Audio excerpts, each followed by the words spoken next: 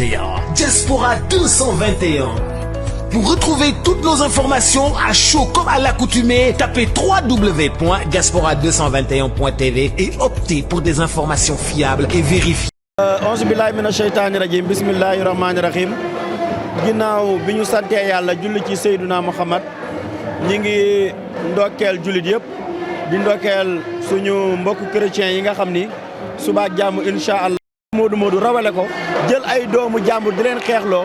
kon dafa wane ni saaga yi ñuy saaga suñu këru diine yi Ousmane Sonko moom moo ko def ndax bi mu fi ñëwee nekk leader opposition ba léegi loolu jëfam la kon dañuy mettilu di naqarlu ñi ànd ak moom di yëkkati ay kàddu di saaga suñu kilifa diine yi di yëkkati ay kàddu di wax ay wax ju ñaaw loolu ñu ngi koy naqarlu ba tax ñuy rendre hommage waa kër Maulana Cheikh Ibrahim ndax ñun ay murid lañ sëñ Tuubaa lañ gëm mais bu ma gisee ma sol mbaxane bii tey pour rendre hommage waa kër Maulana Cheikh Ibrahima Niass la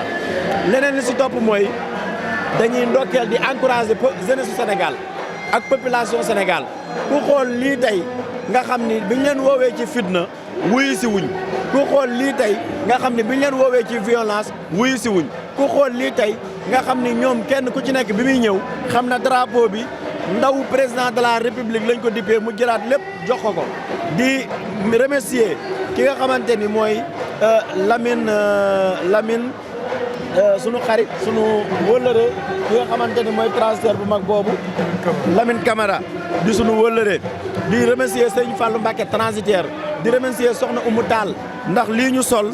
moo koy yëkkati ñaw ko jox ñu ko ni ñun kuy jàppale Macky Sall dañ lay jàppale di remercier nag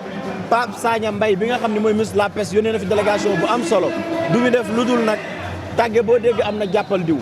dañuy remercier ki nga xam ne mooy Thierno Ndom Ba ndax daf ni ma stade bi ak lamb ji looy soxla ma ne ko nangam mu ne ma def naa ko ngir Macky Sall kon Thierno Ndom Ba ñu ngi koy defal mention spéciale di ko ñaanal yàlla defal ko jàmm ak xéewal di rendre hommage suñu xarit suñu wëllëre di première dame di ndeyu jirim yi jàpp na ci bis bi bu baax di ndokkeel di sant suñu xarit Bassirou Diop yaa xam dafa yëkkati ay moyen yëkkati ay oto boppam jox ñu ko ni Cheikh Mbacké Gadiaga lépp loo xamante ne nii nit tuddee na la ko ñun la ko tuddee di sant di gërëm koo xam ne kenn la ci ñun di Ilimane Lam taxawaayam ci bis bi bëggul ku ko wax waaye yaa ko def kenn du ko wax amul fenn amuñu lu dul nag remercier di ndokkeel ñi nga xamante ni bëggul ko tudd seen tur ku ci mel ni ministre des finances Alhaji Moustapha Ba moom bëggal Macky Sall di jàppale Macky Sall rek def na la ci xolam remercier di rendre hommage ki nga xam dafa uuf njabootu président de la république yëpp di Amadou Ba premier ministre bi nga xam ni lépp lu nit soxla soo ko gisee mu fajal la ko ci ndigalu président de la république kon du ñu am lu dul mbég ak kontaante ànd ak samay mbokk ànd ak sama rakku soxna ànd ak ñi nga xamante ni mooy sama jabaru mag ak samay rakku yaay ak samay waajur ak sama xarit ma jama di ndokkeel di sant Serigne Mbuub moo fi yebal Fall Koki mii yëkkati ay moyen jox ñu ko ci bis bi ni Cheikh Gadiaga foo nekk maa nga fa damaa sonn waaye kon maa lay gunge di remercier Seydou di remercier Khadim Kourouka ak Adja Mbuub di remercier ñëpp ku lim juum waaye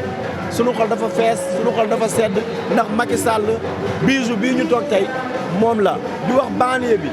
buñ leen fi defalee lii bu ñu ñàkk fayda ba ay nit yoo xamante ne ay rebelle lañ ñëw di ko yàq.